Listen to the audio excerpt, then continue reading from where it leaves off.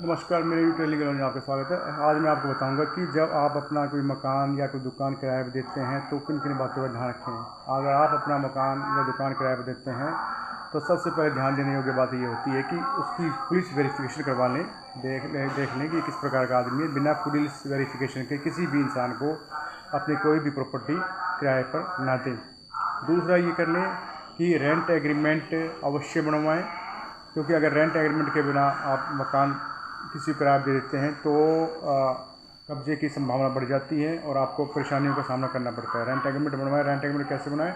जब आप notarise rent agreement बनाते हैं तो नोटरी साहब से ये कहिए कि इस रेंट एग्रीमेंट को रजिस्टर्ड कर दें, क्योंकि जो नोटरी साहब होते हैं उनके पास एक अपना एक रजिस्टर होता है।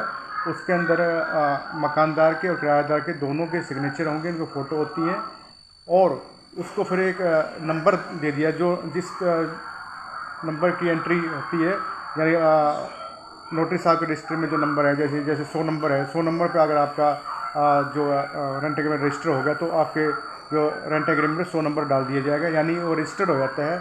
अगर कल को कोई दिक्कत आ जाती है, किराएदार आपको किराया नहीं देता है या खाली नहीं करता है, तो आप फिर जब कोर्ट जाते हैं तो कोर्ट में आपको ये साबित करना पड़ेगा कि मैंने ये रेंट पे दिया था, ये मेरा किराएदार है। तो वो साबित करने के लिए आपको रेंट एग्रीमेंट जो कि रजिस्टर्ड होता है वो आपको कोर्ट में पेश करना होगा, और अपने केस को प्रूव करने के लिए फिर आप नोटरी साहब को भी बुला सकते हैं विद डॉक्यूमेंट, यानी वो रजिस्टर जिसमें उसकी आपकी एंट्री हुई थी। इस प्रकार अगर आप काम करते हैं तो आप किराएदार से अच्छी तरह लड़ सकते हैं, अपनी प्रॉपर्टी खाली भी करा सकते हैं और अपना किराया विद ब्याज विद इंटरेस्ट ले सकते हैं। अगर आपने ऐसी गलती कर दी तो आपको बड़ी दिक्कतों का सामना करना पड़ सकता है। साथ में रेंट एग्रीमेंट में क्या करना है? साथ में रेंट एग्रीमेंट पे आपने 2 विटनेसेस के सिग्नेचर करवाने हैं जो ये कहेंगे कि हाँ, इनके बीच में किराएदार और मकान मालिक का ये संबंध था, वो मेरे सामने एग्रीमेंट हुआ है और ये शर्तें थी। ये सारी शर्तें, जैसे रेंट एग्रीमेंट जो भी आप शर्तें रखना चाहते हैं, जो लीगल शर्तें हो तो रख सकते हैं, वो सारी में बतानी पड़ती हैं। और वो जो गवाह है, वो गवाह भी आपके जब कोर्ट में अगर मैटर जाता है, पहले तो मैं ये कहूँगा कि अगर किराएदार और मकानदार के बीच कोई डिस्प्यूट हो जाता है तो उसको बातचीत से सुलझाया जाए, उसे प्यार से खाली करवा लें। अगर वो नहीं मानता है तो लास्ट में आप कोर्ट का सहारा लीजिए।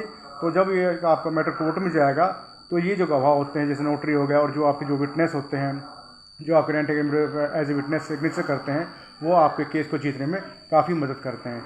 इस प्रकार मैं ये कहना चाहूँगा कि जब भी आप रेंट पे कोई अपनी प्रॉपर्टी दें, चाहे वो प्रॉपर्टी आपकी दुकान है, कमर्शियल है या रेजिडेंशियल प्रॉपर्टी है, तो इन बातों का ध्यान रखें। अगर आप इन्हीं बातों का ध्यान रखते हुए कोई प्रॉपर्टी रेंट पे देते हैं तो बड़े आराम से आप रेंट अमाउंट का एंजॉय ले सकते हैं और अपनी प्रॉपर्टी का फ़ायदा ले सकते हैं। अगर आपको नॉलेज सही लगी है तो लाइक, सब्सक्राइब, शेयर अवश्य कीजिए। नमस्कार।